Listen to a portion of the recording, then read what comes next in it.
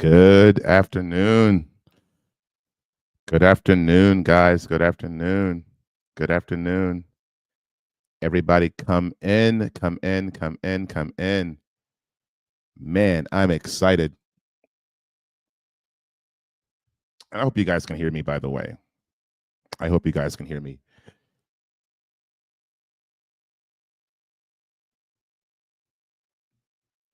I hope you guys can hear me. This is day 2.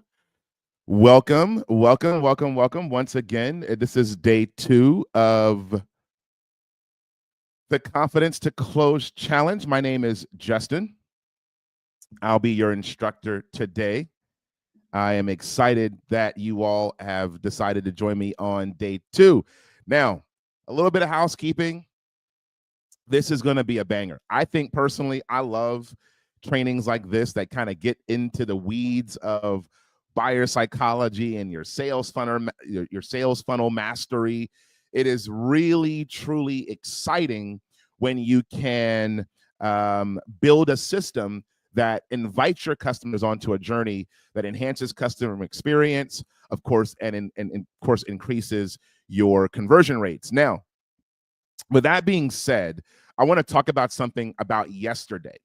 We're going to pick up from yesterday just a bit, because yesterday we talked in general just about the entirely high level, right, difference between elite and average, your sales system, right? And I want you to think about your entire sales process as an ecosystem, right? You think of let's think about your current ecosystem with connectivity, right? I've got an iPhone, right? Here's my iPhone. I've got a Mac M4, all right? I've got an iPad, okay? I have a car that takes Apple CarPlay. All of those pieces create an ecosystem that allows me to stay connected wherever I go. Wherever I go.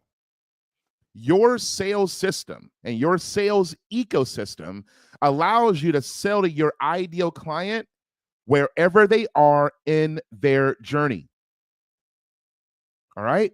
Your sales ecosystem allows you to sell to your ideal customer wherever they are in their journey. And in today's training, we're going to talk about that journey.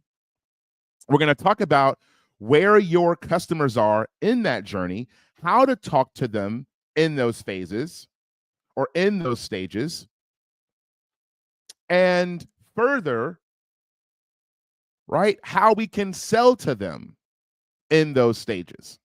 All right, so we are going to get started because this is going to be a long one. I'm excited to give this training because what you're going to learn is that we're going to be aligning awareness, the buyer's journey, and the funnel stages to close more sales.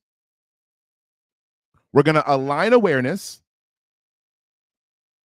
We're going to align it to the buyer's journey and the funnel stages to close more sales. This is an effective sales ecosystem. Okay, this is an effective sales ecosystem. And in that ecosystem, you will find that each stage has very specific ways you should be selling, communicating to, and attempting to close your ideal prospect. All right? So, why understanding buyer psychology is so critical, is so crucial. And then you're going to ask yourself, why do some people effortlessly close other deals while I struggle even getting a yes? I struggle even getting them into my DMs. And if you're asking yourself that question, the secret is aligning your sales process with the way buyers think, with the way they think. And so what you'll learn today are the 5 stages of awareness. And let me say this to you really quick. The 5, if you just know the 5 stages of awareness, whether you're an account executive, whether you're a BDR, whether you're an SDR, a BDM, a client executive, whatever, if you are an income producing role, Okay, you're an income producing role and you understand the 5 stages of awareness, you can talk to your clients effectively. Number 2, you're going to learn the buyer's journey and its key stages. You're going to learn how to align your sales funnel with the buyer's journey. Good morning, Richard. Good morning, Giannis. I appreciate you too. And then you're going to learn the key psychological principles that influence decision making. I'm going to take a sip of my coffee. Okay. Let's start with the 5 stages of awareness. The first stage is the unaware stage. These are folks that don't know they have a problem. These are people who don't know they have a problem. Like this is your time to educate them with attention-grabbing content. Did you know? Studies show. Most Americans say, right? You want to grab their attention with some form of content, and you want to bring them into your pipeline. Again, these are people who do not know they have a problem. Now, you might be saying to yourself, Justin, how don't you know you have a problem? Right? How don't you know you have a problem? Well, if I'm scrolling up through Facebook one day, I'm 40 years old, I haven't really had a cancer screening. I don't know if I have a cancer problem. I know that it might be prevalent in my family, right? I don't know, and knock on wood, right? However, if an ad or a webinar comes across my screen saying, hey, are you an African-American male over 40 years old and you have a history of cancer in your family, you might want to watch this. Well, guess what? I'm going to watch it. By the way, that was a great ad intro. Okay, I'm proud of myself for doing it on top of my dome. All right. But that's unaware. I don't know if I have a problem yet. And after watching that content or consuming that content, I then go into the next stage of awareness, and that is problem aware. Right? Okay, I've now watched this doom and gloom content. I've now read all the statistics. Now I know I got a problem. I know I've got a problem now, but I don't know what the solution is. Now, if I'm watching your content and all your content does for me is point out a problem, then I'm going to go somewhere else to find a solution. So now, again, creating an ecosystem, I want to emphasize and explain that problem clearly. We now know that our client has a problem. I know I've got a problem. Now I'm looking for an explanation of that problem. Tell me what I got, Doc. Give me the bad news first, okay? And then once you know you have a problem, your ideal prospect is looking for a solution, and now they're aware of the solution, or you're finding someone that might be solution aware, right? For example, I've got students of mine who know they have a problem in sales. You know your conversion rates aren't high. You know that your close rates are extremely low on your sales calls, but they haven't found your solution. They haven't found my solution, right? So if you're finding someone in the solution aware phase, now is the time to show how your solution is unique, how your solution is different from your competitors, how you give them more value and a better chance of success than the competitor. What if you find someone in the product aware phase? They know your product exists, but they aren't quite convinced yet. They know you've got a 12-step plan, but they don't quite know if that 12-step plan is really what's going to help them solve their problem. So now you must have social proof.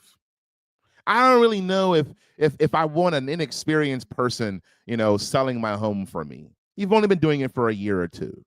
I don't know if I really want to, is there another, SDR or another, business development manager? Maybe there is an IT guy I can talk to. You don't have many years in experience, so I need to talk to somebody else, right? Now you need to provide social proof. Why are you good at what you do? What are your other customers saying? What are your other clients saying about your work? This is also where you handle objections, or you pre-handle objections in your content. Your content should serve the purpose of making sure that by the time a customer gets on the phone with you, it is really about how can our solution solve your problem? Yes. And further, is the price commensurate with the value? And if you've done your job in this amazing ecosystem of yours, the price won't even matter. It will be, how do I sign up? Social proof and pre-handling objections. Then you have customers who are most aware of your product. I will admit, there are a lot of folks who are aware of my product. They are ready to buy. But they need something to push them along the way. They need something to create urgency for them to buy right this moment. And this is where you use strategic offers. This is where you use clear call to actions. Okay? This is where you use clear call to actions. DM me, sales to get a free copy of my 12-question formula for better sales calls. Clear call to action, clear value driven, and it's urgent. Okay? They need urgency. So create your offer. Hey guys, I've got a cohort starting in April. I'm only accepting 20 students. It's going to be $500, right? Well, that's actually going to be the cohort, by the way. It's going to be a 4-week sprint to help you better in Q2. The urgency is I'm only accepting 20 people. That's it. I'm accepting 20 people. That's the urgency. And so if your content was good enough up until that point, up until the offer, that offer should be a no-brainer. It literally should be a no-brainer. So, which awareness stage describes most your prospects? Which awareness stage describes most your prospects? And where are your gaps? For example, most of my ideal clients on LinkedIn are in what we would probably call the solution awareness phase. Because most of you know you have a problem, right? You know you have a problem. By virtue of the fact that you're watching this, you're trying to get better, you're trying to improve and enhance your sales skills. You know you need to get better. So you know you're no longer problem aware. You're now solution aware. You're just not aware of my solution. They're not aware of your solution. Okay? Do you have gaps along the way in each of these phases? And I remember, guys, you should be creating content. You should be delivering value at each of these stages of awareness. For unaware people, here's your problem. Did you know? Most people say, studies show.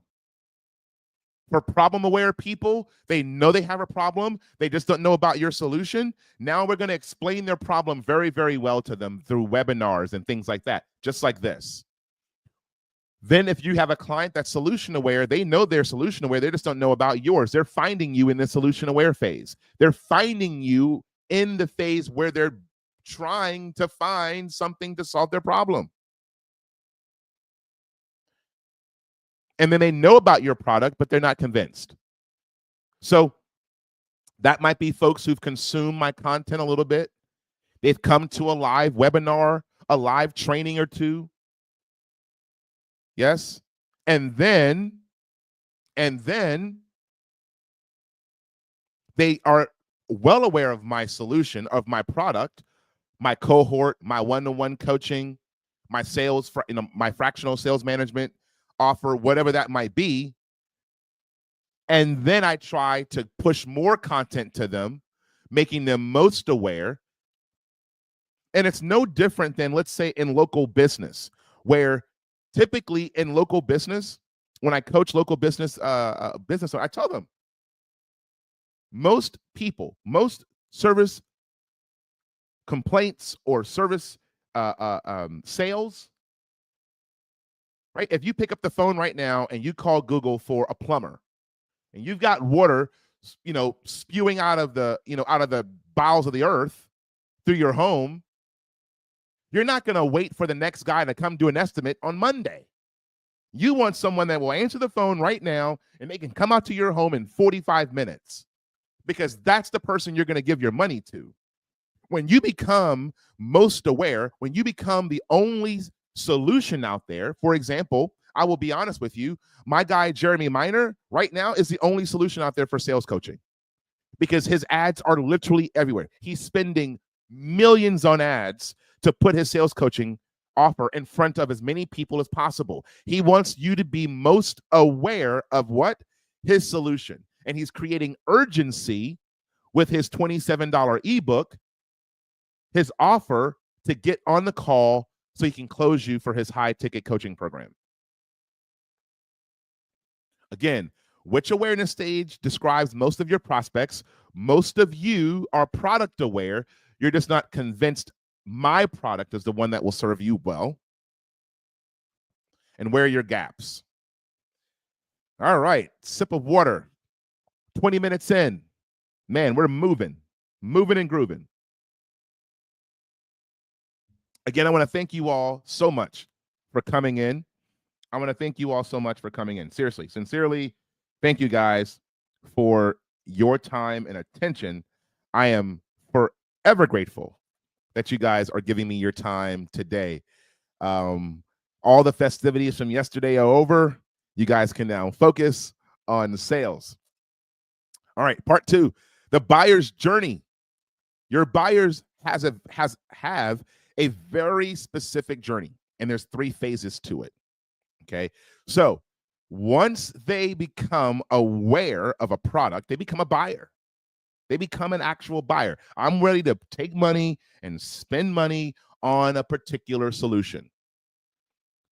And once that buyer is aware, right? We just spoke about the awareness stages.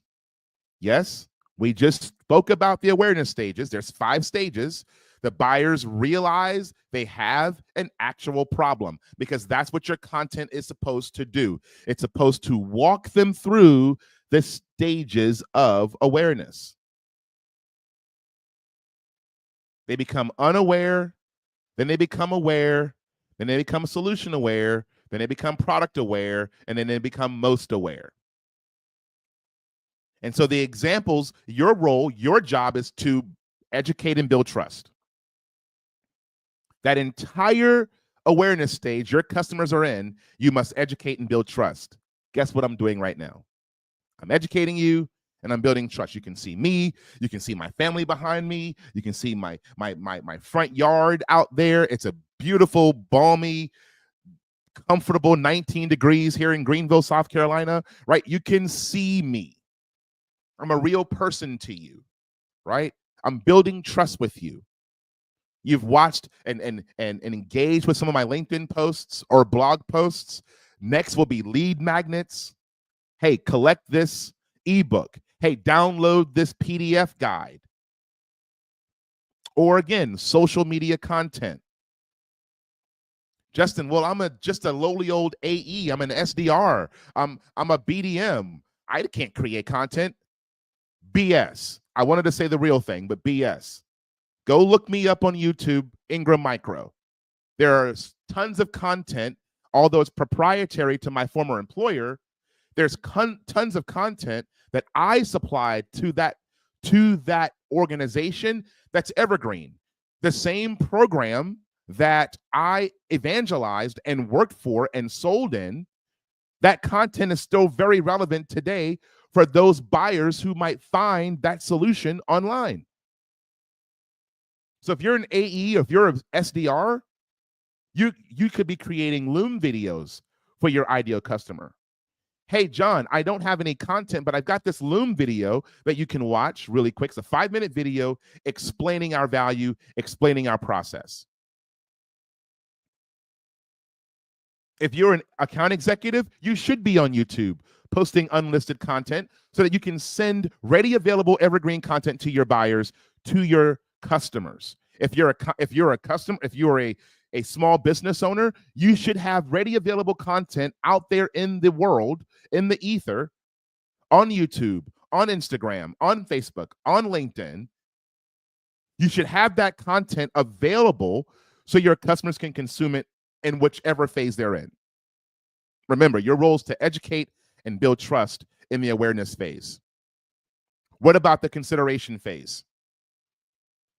You find a customer in the consideration stage. This buyer is now researching solutions.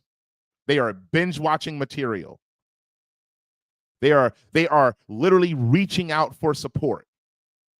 They're trying to find a solution. Your role is to show how your solution stands out. And if you're ever present, if you have evergreen content, if you've got LinkedIn posts, you've got Facebook posts, your organization is allowing you to post organic content online through webinars, case studies, comparison guides, one-pagers, whatever that looks like. This is how you earn business in the consideration stage.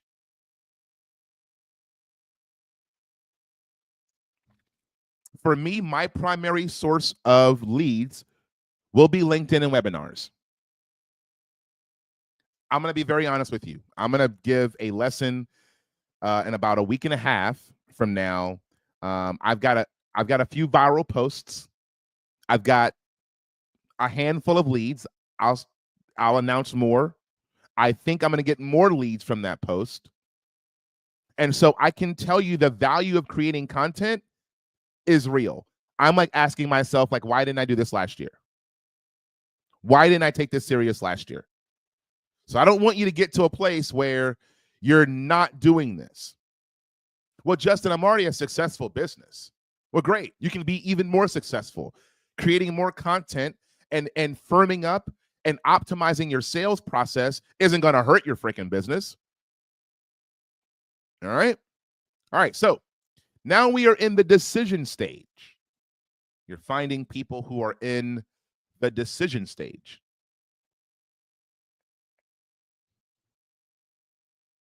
Your role is to overcome objections, provide clarity, and create urgency.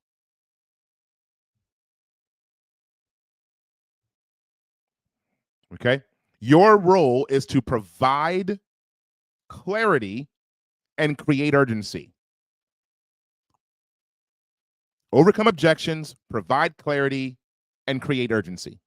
That is your function in the decision stage.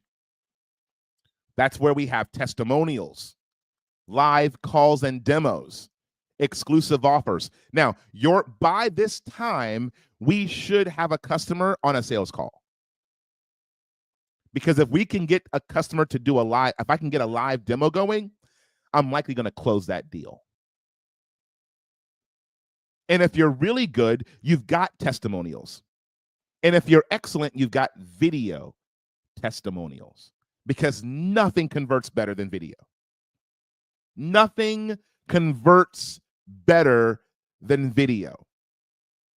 This right here, what I'm doing, is akin to a handshake. Now, I'll say this. Nothing beats a handshake. Nothing. There's no sale. If you, Justin, I want to sell more. Justin, I want to be better than my counterparts. Get in front of your customer. Get face-to-face with them. If you got the budget, if your organization has the budget, and you can get approval for travel, get in front of your customers. I never didn't close a sale where I got in front of a customer. If I get in front of you, I'm going to close you. Simple as that. If I get in front of you, I'm going to close you. It's as simple as that. You won't have a choice. If you don't have a choice. I've got customers hog-tied in the closet right now. I'm kidding. But you get my point. Right? They're still stuck in there. That's how they're stuck in there until they give me a yes. They're hog-tied in the closet. Seriously. They're like they are. Hush the noise. I'm kidding. I'm so kidding. I actually saw a friend of mine do a little spoof like this, and it literally had me busting my stomach, man. It was so funny. I didn't do it right. But seriously, your role is to overcome objections, provide clarity, and create urgency. Get them on a sales call, create a live demo, and create exclusive offers for your clients. Right? This is a deal just for you. I'm only doing this deal, man, because I've gone to my finance manager. This deal is just for you. All right? How well are you supporting your buyers at each stage of their journey? How well are you supporting your buyers at each stage of this journey? Are you educating your customers and building trust? Because some of you, let me be clear about this.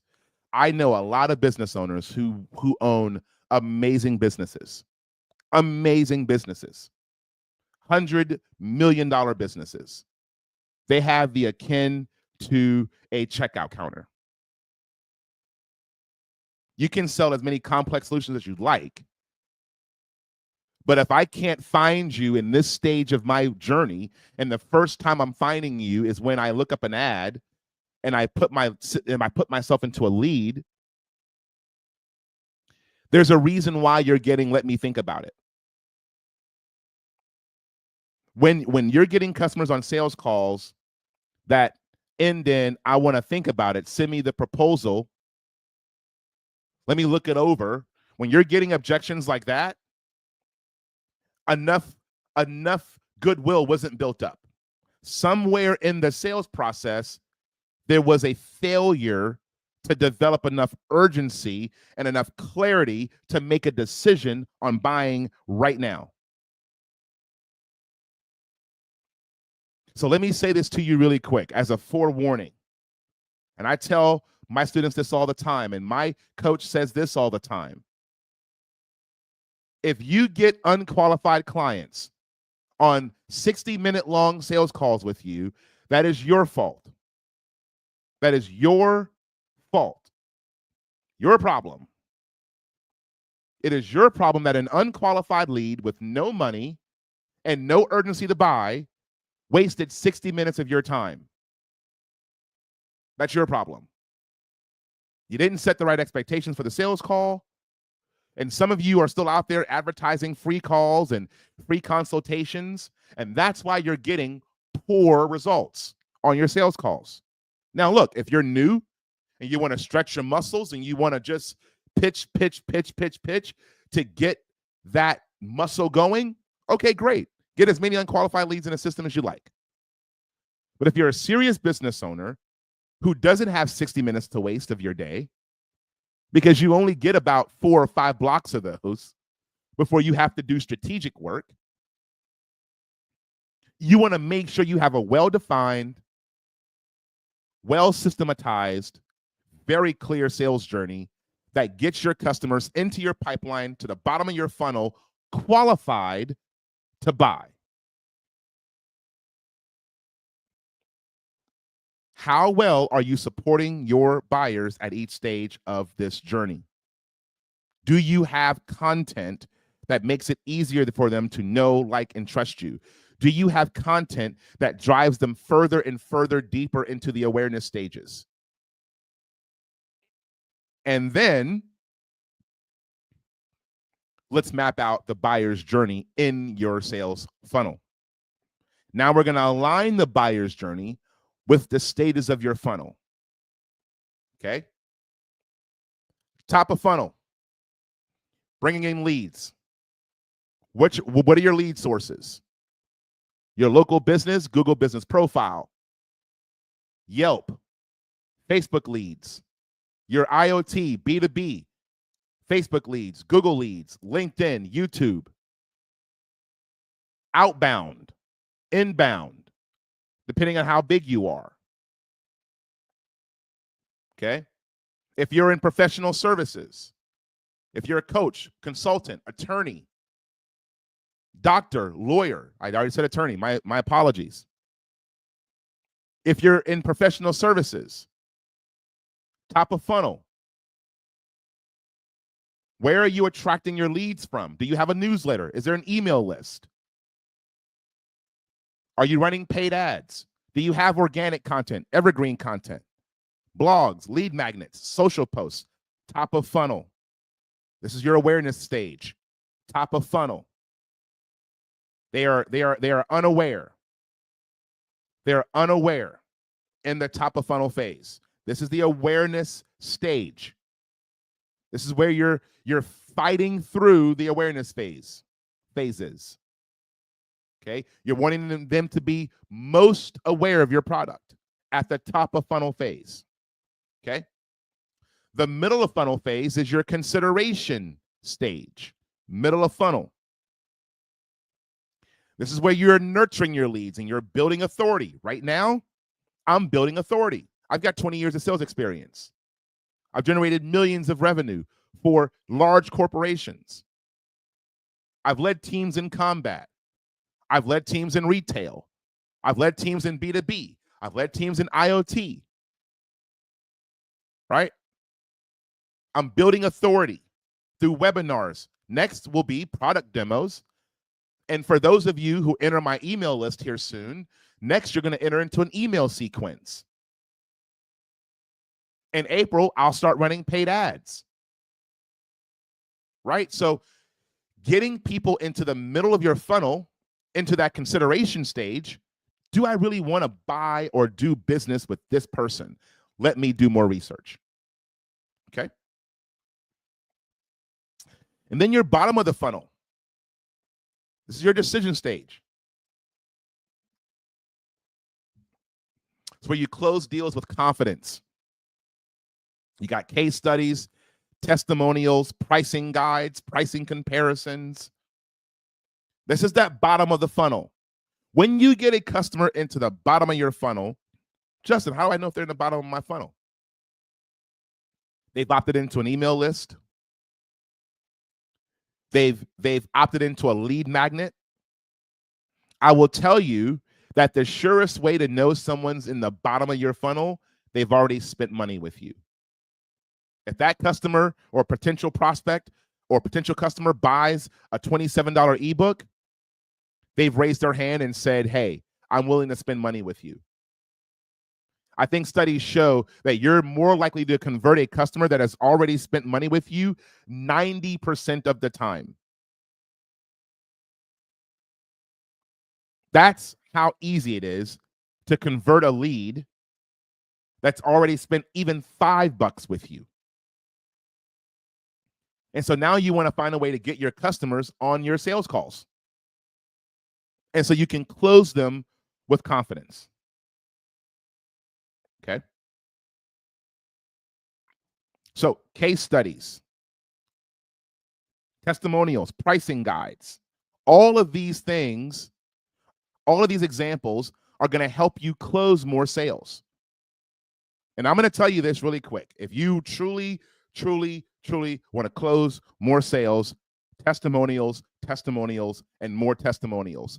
Every single customer that you close, that you do business with, should be offered the ability to give a video testimonial in exchange for some kind of value. I cannot stress that enough. Video testimonials convert at just an astronomical clip versus case studies and pricing guides and ebooks and things of that nature. Herd mentality. Okay. Which stage of your funnel needs the most work right now? Which stage of your funnel needs the most work? Do you need more work in You're top of funnel. Some of you are literally creating content if you are in a business and an organization and you're taking over a new pipeline or a new module. By the way, that's a corporate term for account base. That's your account list, right? That is your account list. If you are getting a new module, you might have an awareness problem because they don't know you, right? They don't know you. I can't tell you enough about when I got into tech sales, there was one customer that was unmovable. This man was I'm talking about millions and millions and millions of dollars in revenue could have been generated by earning his business. And literally, you know what he told us? I don't have a problem. I'm not changing just because you can give me more money, because most business owners are not moved by price. They're not moved by price. And this is what takes me into my next close. This is what takes, we're about to close the thing out. But most business owners are not moved by price. If you get a price objection after a 60-minute call from a $40 million business business owner that owns a $40 million business, you failed somewhere. They wasted their time. They don't want to do business with you. They don't trust you. A real CEO, a real VP of sales that is taking 60 minutes of their day, they're not doing it to consider your solution. And if you're giving them that pass, you're giving them that out, that's your fault. I'm going to hold you to task. You're not going to waste 60 minutes of my time. Are you buying today?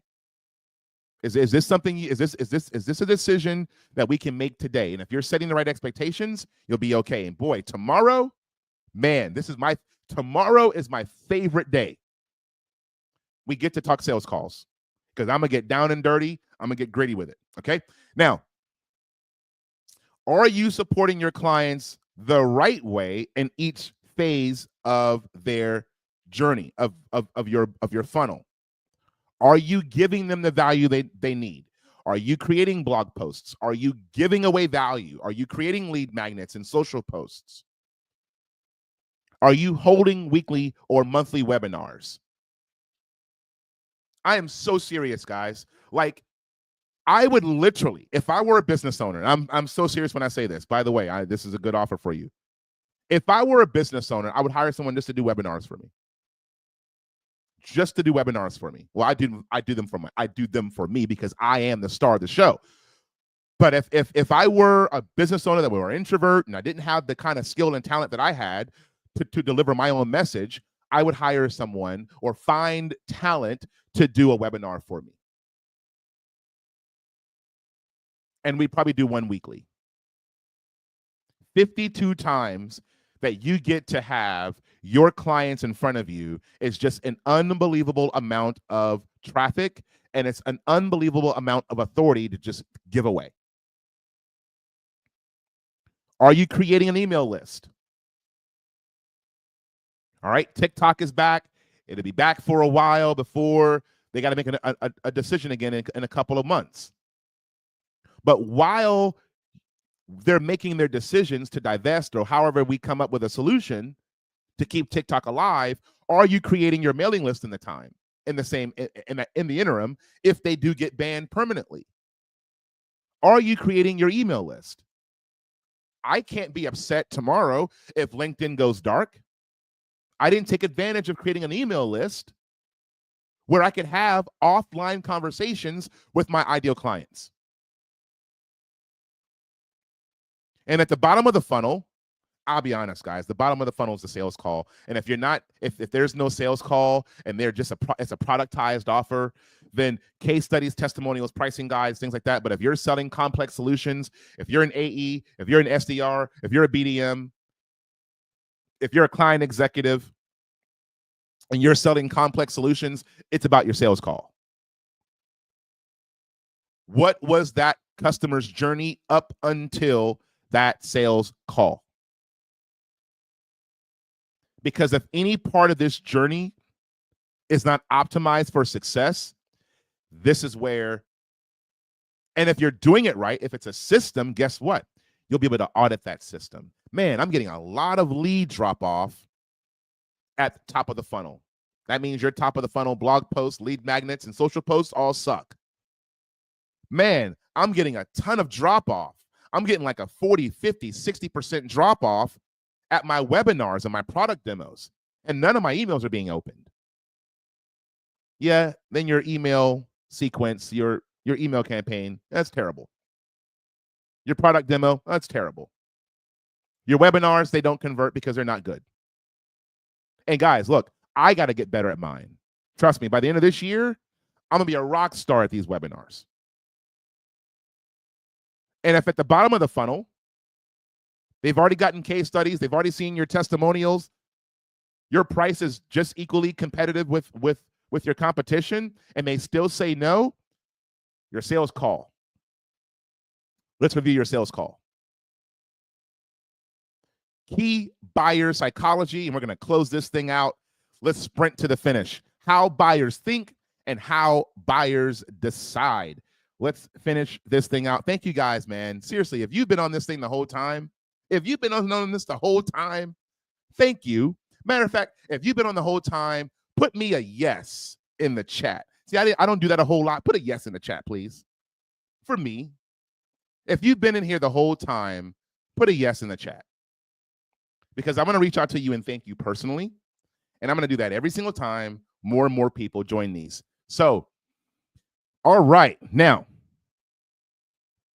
remember, guys. Remember.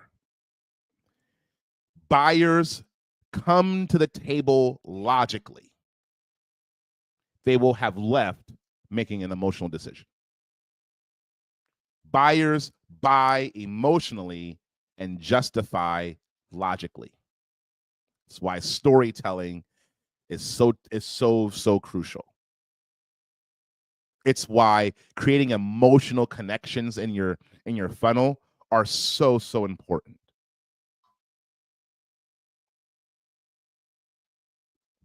Okay? Buyers are going to come to your table logically, and they're going to leave with having made, or actually, they're going to come to you emotionally. They're going to leave having made a logical decision. Okay? They're going to justify it logically, but they're going to make the decision emotionally. Reciprocity. I am following Gary V's tips. Jab, jab, jab. Right hook. Give, and give more value until you ask someone to buy from you. It is quite rude, right? Mama taught us better than that. All right? Mama taught us better than that. You don't just ask somebody for something. You know what I mean? You don't just come to somebody's house. You come bearing gifts. You know, we all don't like the guy who comes to the family dinner empty-handed. Man, there's Terry. He always coming just to get a plate. All right? We want to give value. Okay? We want to give value. Provide value first, and buyers will want to give back to you. One of my favorites is Alex Hormozi. He gives away everything for free. Created one of the best-selling launches of all time with $100 billion leads. This is the best-selling launch of all time. I think he sold like 1 million books in a day, right? At one point, this was a free ebook. Okay? Give away value for free, and your customers will pay you back in reciprocity. And if you make your free stuff better than your competitors' paid stuff, what do you think they're going to say about your paid stuff? It's worth the price. Okay? So I'm not a big fan of free consultations, but I'm a fan of free resources. Okay? I'm not a fan of giving away the most crucial part of who you are, and that's your time, for free. Okay? I'm not a big fan of that. I have a business partner that I admires so much, and he always would say, I ain't doing nothing for free. I ain't doing nothing for free. Okay? And I'm gonna say this, guys. Free is not about you. And I think there's a misconception. Free is not about me. Free is about the customer. Let me tell you why. Number one, a customer that pays is a customer that puts skin in the game, a customer that will follow your systems, a customer that will do what you tell them to do. You're paying for me to give you the results. You do what I tell you to do. Okay, that's the first thing a paying customer does. They put their money where their mouth is. Okay. Number two, when they are a paid client, you deliver value to them. This customer's paying for something. I'm serious. They're serious. We're both on equal playing fields. We're both delivering value to one another. And remember what I said, guys, value and sale are two different things, but a sale happens when value and price are equal. I don't want an unequal partnership. I'm not giving anything away for free, especially not my time. Not the only thing I can't get back. I can give away as many free resources as I can. I can't give away free time. I can't get back 60 minutes. Right? That's why I want to give you guys all this value over these next couple of minutes, because you can't get this time back that you spent with me. So I hope that you can take what you've learned, implement it somewhere in your business or in your pipeline or in your current process and use it. Okay? So, reciprocity. Provide value first. You want to give, and give some more, and give some more, and give some more. And then you want to hit them with it's $5,000. And by that time, they've already spent 100 with you here, 100 with you there. They've already had a one-on-one training with you here. You've already been to 50 of my webinars. At some point in time, you're going to say, you know what? Let's see if this guy's paid program is actually worth it. And if I've done my job, you will know it's already worth it, because the free value is you've already implemented and taken your business to a stage that only the paid stuff will get you to the next level. All right. Social proof. I can tell you right now, I will die on this hill. You will win more deals when more people evangelize you. Now, I'm not saying that your only lead source should be word of mouth. I actually don't like that. I actually don't like businesses that just live on word of mouth. Now, if you've got a business like Apple or one of these massive conglomerates that just lives off of the cultural changes they've made, that's different. But if you're a business owner that's trying to grow, get to the next level, and increase your revenues year on year with year-on-year growth, you're going to have to use more than just one channel of customer acquisition, and a channel that you can actually control. You can't control word of mouth. All right. I mean, you can control it, but you can't control it to a degree where you can control paid ads, or you can control an email sequence, or you can control a video testimonial or something along those lines. Okay. Social proof. Buyers trust testimonials and reviews more than your pitch. There's a reason why the Google business profile is the cheat code for local business.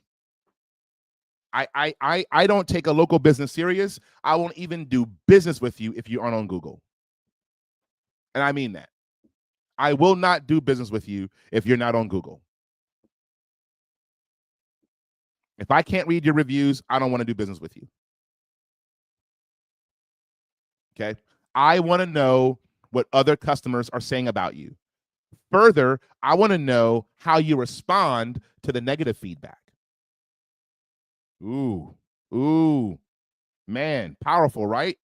Because if you're like me, and you're trying to make a real decision, I won't even lie. I was making a new decision on a new dentist. And you know what I did first? I went to the negative reviews first. How does this organization handle their negative reviews? Forget the glowing positive reviews about how you walked them to the moon. What did you do when you didn't delight a customer? That's when I know you are serious about your business. But in the meantime, To build on this, you're going to use testimonials and reviews. And as I said earlier in the webinar, video testimonials are going to be the highest converting. If you can get your customers on a video testimonial, you will close more deals, period. Full stop. Risk aversion. Buyers have risk aversion. Buyers are more hesitant today because of all the scammers and AI and all sorts of things. So buyers are not making decisions and just handing over thousands of dollars to just anybody. So you better have a guarantee or at least some form of a risk reversal that lowers resistance and makes it easier for your customer to say yes on price. I'll tell you, one of my offers is $7,500 a month, right? I better have some serious guarantees or a serious risk reversal to get a customer to come off about $14,000, all right? So you really need to understand that risk aversion is real, and risk and having some kind of risk reversal is important. What is a risk reversal, Justin? It is a, hey, I'm going to do a 60-day double money back guarantee. I've heard of those before. I'd never do one, but a 60-day double money back guarantee. Hey, I will give you your money back in 60 days if you don't get X results. But not only will I give you the money you invested, I'll give you that, and I'll give you that back double for wasting your time. Something along those lines, right? Or a 30-day money back guarantee, or a 14-day free trial, or, $19 for the first 2 months. Risk reversal, getting them in your pipeline, getting them to feel good about the product first. Okay. Customers are more and more averse to spending their money when they don't trust you yet. Okay. So make sure you have guarantees in place, or you have a risk reversal in place, or if you're really good, and this is what we're going to learn tomorrow, you're going to pre-handle objections up front. Throughout your entire process. Remember, guys, how I started this whole webinar. This is an ecosystem. And in parts of that ecosystem, a part of that, in every stage of your system, you must be blocking objections along the way. In fact, quite frankly, man, if you're getting objections at the end of a sales call, you're not doing it right. You're not doing it right. You should be blocking objections like a ninja all over the place. Just, think about it over here. And I don't have the money over here. And by the way, if you get to the end of the call and the customer says, I don't have the money, again, that's your fault. All right. Justin, I'm keep getting brokies on the calls. Well, you're attracting brokies, okay? And I don't call any of my customers broke. So don't ever say that word on social media about a customer. All right. In fact, true story, there was someone that I was actually considering buying their products, and they used that term. And at the time, I was broke. But guess what? I ain't going to buy from you now that you called me broke. Right? And even if his solution was something that would solve my problems, I don't want to insult my customers. All right? So don't insult your customers before they're ready to buy. Yes, you're going to find customers who are in a broke phase, which is where I was a year and a half ago, driving for Uber, crying my eyes out. But today, guess what? He would never get my business because he insults my customers. He insults his customers, okay? So don't insult your customers in any phase of the journey they're in. Meet them where they are. If right now they can't afford it, hey, Justin, I know you can't afford it right now, and it's a little expensive. I'm going to root and cheer for you. Hey, take some of these free resources. Let's keep in contact. Hit me up on social media. Check in every once in a while. And when you're ready to buy, let's hop on another call and let's talk. He'd have a customer today. Scarcity and urgency. Scarcity and urgency. Buyers act faster with limited time offers. Even in local business. You see this in local business as well. Right? You want to create urgency with time-sensitive deals and bonuses. For me, my urgency comes in the fact that I'm only taking on 20 people. I literally only take on 20 people. I'm one guy. I still work a full-time job, right? I've got a full-time staff that I have to maintain too. I've got a great leadership team that I support as well in my full-time role. And so for me, in my 9 to 5, I got to be available to that. So I can only take on about 20 people to give them individual attention throughout the quarter.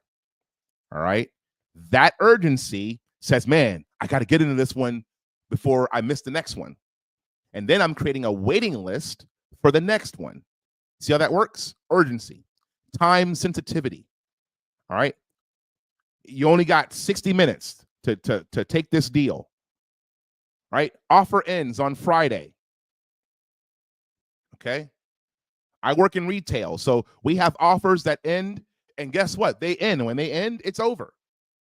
So what does that do? It brings in an influx of customers who want to get that deal before the deal ends. Which principles are you using effectively? And which one could you improve on the most? Which one are you using most effectively? Are you driving emotion? Are you using storytelling in your social media posts? Are you using storytelling in your one-pagers or in your content that drives customers to the table? Are you creating reciprocity in your business? Are you providing an outsized amount of value? And I mean an outsized amount of value. Every day I think about, what can I give away for free? What can I give away? I'm not giving away my time for free, but what can I give away for free? Free.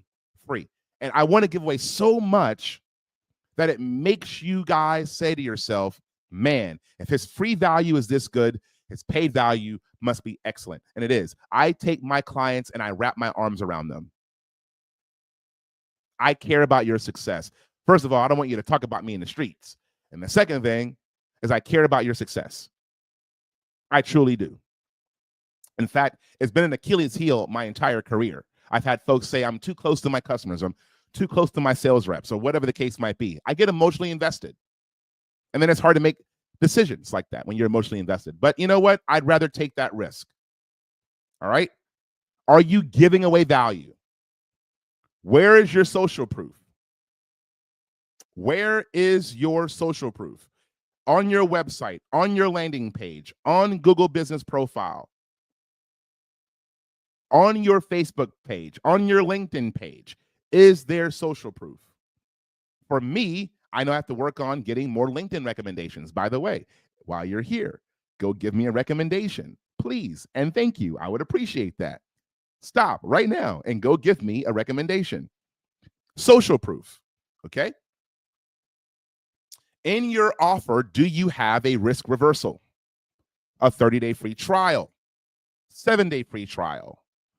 Are you offering a 60-day, 30-day money-back guarantee? Are you offering a double-back money guarantee?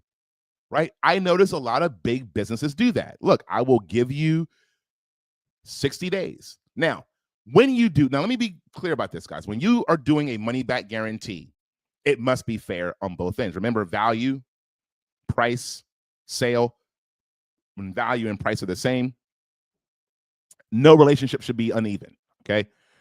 And so when you're doing like a 30-day, a 60-day money-back guarantee or a 30-day money-back guarantee, hey, you must have followed all of these systems, right? If for me, I offer a 60-day money-back guarantee.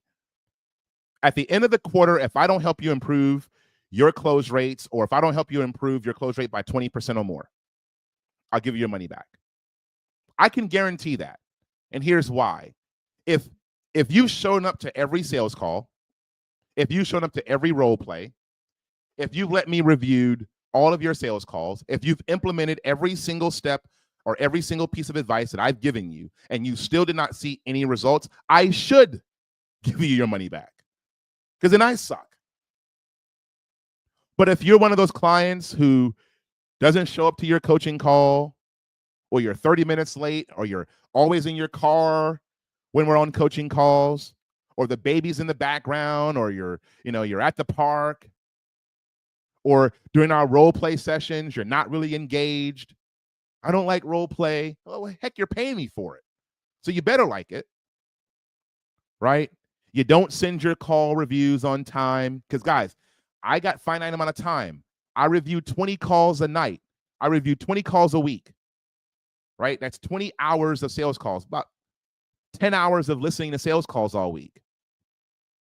So when I review your sales call, I want that sales call on Tuesday night so I can get it back to you by Thursday. If I don't get it by Tuesday, I ain't listening to it, right? Because I'm not going to take my day off. My day off is for me. It's for me to get better. But if you're one of those clients who does not follow instructions, of course I'm not giving you your money back. You didn't follow the instructions. Why would I? But if you're serious about your business and you have a money back guarantee, guess what? They follow the systems and they still didn't get any results, they should get their money back. All right, so you want to offer guarantees. And then you want to address your objections early. You should not be handling objections at the end of a 60-minute call. Let me repeat myself. You should not be handling objections at the end of a 60-minute call. I'll go a step further. Unless you're selling a custom, complex solution, the first time your customer is hearing your price should not be at the end of a 60-minute call. My one-on-one coaching is $500. Take it or leave it, man. If you can afford it, great. If you think my value is good, great. If not, go somewhere else. I still have tons of free content for you. But I'm not going to wait until the end of a 60-minute call to tell you, hey, it's $500. Unless your solution is custom made, where I got to sit down with some engineers and the marketing team. If I've got to sit down and really focus on your proposal, that's different. That's different. Then we got to get into some price negotiations because we can move things around. But first hearing a price at the end of a 60-minute call, and I've already binge watched a week of your content, why on earth am I doing that for the first time? And then you wonder why you're getting pricing objections. Novel idea. Tell them the price first.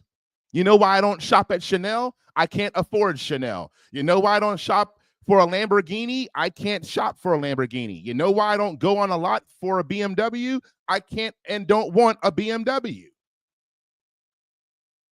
Guess what? I know their prices before I even go on the lot. No need to waste my time. No need to me waste my time doing that.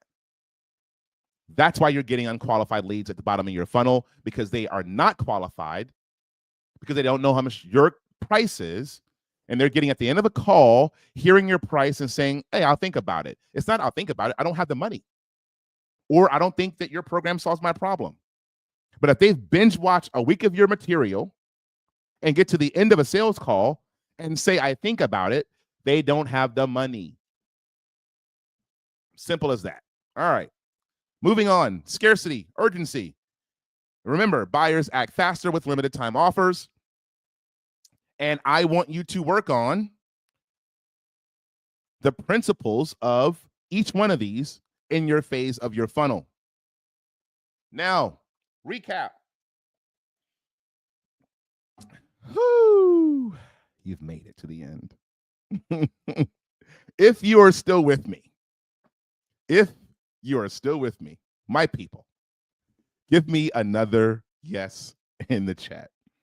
This time, say, I'm alive. Just put alive. Hey, I'm alive. Actually, go ahead. Put alive. Put alive in the chat. Put alive in the chat if you're still with me. I appreciate y'all so much, man. I really do. Hey, in a year when there's like 500 people on these, I'm going to look for each and every one of you. Let me say this to you real quick before I close. I don't forget where I come from. I'm a kid from Charleston, South Carolina. I grew up on Bayside Manor. And if you know anything about Charleston, South Carolina, if you're a transplant in Charleston, Bayside Manor was probably one of the poor slums in Charleston. My daddy would give my brother a 387 to babysit us when him and my mom would go out on dates or whatever. He would give my brother a 387 and say, shoot through the door. Like I don't forget where I come from, right? My mom worked her whole life. My pops, God rest his soul, an amazing man. a 30-year, Army veteran. We didn't start off, with a partridge in a pear tree, okay?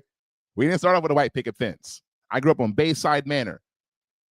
Literally one of the worst, most violent, plagued ghettos in Charleston. All right? I don't ever forget where I come from. I'll go in the kitchen and get some beans and rice in a heartbeat, okay? So, money will and will never change me, but I will say this. I don't forget where I come from. So for those of you who are still here and you're still supporting me, and you're supporting me when there's 500 people in these webinars, I'll always remember you. I'll never forget it, okay? Moving on, recap. What did we cover today? The 5 stages of awareness. You need to match your message to the awareness level. Remember, your pipeline is a system. It's not static, it's dynamic. Your customers are finding you in different stages. You will have customers who find you in the awareness stage. You will have them find you in the solution phase. Okay? So you want to match your message for the awareness level. Then we learned about the buyer's journey. I walked you step by step through each phase of the buyer's journey. What does that look like? The buyer's journey, awareness, consideration, decision. Awareness, consideration, and decision. The awareness phase, the awareness levels, consideration, right? They're considering your solution, and then they're making a decision. Phone calls, webinars, etc. Then your sales funnel alignment. You want to align your content to each stage of the buyer's journey, of their journey. All of your content should be aligned with where your customer is in this journey. And if you're doing this right, you're creating content for each journey. Top, bottom, and middle of the funnel. Okay? The top of funnel, you're getting customers through the awareness phase. The middle of the funnel, you're getting them through that consideration phase. And the bottom of the funnel, you're getting them ready and you're getting them out of, right, the decision-making phase to make a close. Okay. Woo! Take a deep breath, everybody. Stretch. I've been standing up for an hour. My feet hurt. What's one thing you'll take action on immediately after this session? Seriously, in the chat, I want you to write what's one thing you will take action on immediately after this session. And I just want you to do one thing. Is it top of the funnel? Is it creating, content for most aware customers? Is it creating content for your product aware customers? Are you going to work on a webinar? Are you going to work on that one pager for your unaware customers? Right? What's one thing you'll take away and take action on immediately after this session? Now, here's what I want you to do for your homework, or at least here are your next steps. This is homework 2. Audit your funnel. Where are the gaps in awareness or buyer's journey alignment? Where are your gaps? Where are the gaps in awareness or your buyer's journey alignment? Where are they falling off? And you wouldn't know this because you're not auditing this system. And we'll go deeper with another training about different aspects of the funnel. Cold email, cold calling. We'll go through different outreach strategies and how to optimize these different outreach avenues for better conversion. Identify your top buyer objections and create responses using emotional and logical reasoning. Identify your top objections. Let me kind of just go ahead and give it to you real quick. You're only going to get 5 of them. And when you're in complex tech sales, money won't be one of them. Money will not be one of them. Okay? It will all be logistics. It'll all be based on trust. Okay? In tech sales, it is about trust. When you're dealing with complex solutions, it's all about trust. It's trusting you, it's trusting your process, it's trusting your product. When you are in tech sales, guys, I'm going to use an old Marcus Lemonis. I remember when he used to have the show The Prophet. By the way, I hate that he canceled that show. That was an amazing show, by the way. It's called The Prophet. And he talked about people, process, and product. People, process, and product. When I was at Ingram Micro, everybody raved about the people that worked there. We knew we had better products. We knew we had better financial programs. We knew we had better financing programs. We knew we had better rates and better terms. We knew we had those things. All right. Now it's building a relationship with the right process. Having them fall in love with the process. Then you want to refine your message to ensure it aligns with the 5 stages of awareness. You want to refine your message so that you are talking to your customers at every stage they are in. Here's some homework, and we're going to finish up. Write down 3 top buyer objections and create your responses. And tomorrow, I want you to share some of them with me. Okay? And then you're going to review one piece of your funnel content and revise it to better match a buyer stage. If you need help with this, I can help you with this. Okay? Number 1, you're going to write down your top 3 buyer objections that you're seeing and getting consistently. Number 2, you're going to review one piece of your funnel content and revise it to better match your buyer's stage. Okay? I don't care what that stage might be. For me, I want to work on, I'll tell you what I want to work on now. I want to work on my unaware and my problem-aware folks. Okay? I want to work on my unaware folks who don't know they have a problem. And I want to work on my problem-aware folks who know they have a problem, but they haven't found a solution yet. Okay? Now, if you have questions, you need help implementing any of these strategies, I want to support you. Remember what I said, my time is not free. Okay? I want to thank you guys. Sincerely from the bottom of my heart. I want to thank y'all so much for joining me today for day 2. We are on a sprint, man. By next Tuesday, y'all, by next Tuesday, this thing will be polished. Because guess what, y'all? We starting ugly. We starting small. We're starting where we are. If I would have told you guys the setup I've got today, this nice setup that I have, the microphone and my computer. If I had told you a year ago I couldn't afford none of this. So we're going to start where we are, y'all. We start where we are. So I want to thank y'all so much for joining me on today's live Confidence to Close. Tomorrow we get into the meat and potatoes. We're going to stick it to your rib. Sales calls that convert and overcoming objections. My absolute favorite. Ooh, I can't wait. I want to see y'all tomorrow at 10 a.m. I cannot wait. I'm going to start working on this right now because I'm going to give you guys so much value tomorrow. Bring your friends. Share this. I cannot wait to see you guys tomorrow. Thank you so much for joining me. My name is Justin, and I will see you guys tomorrow.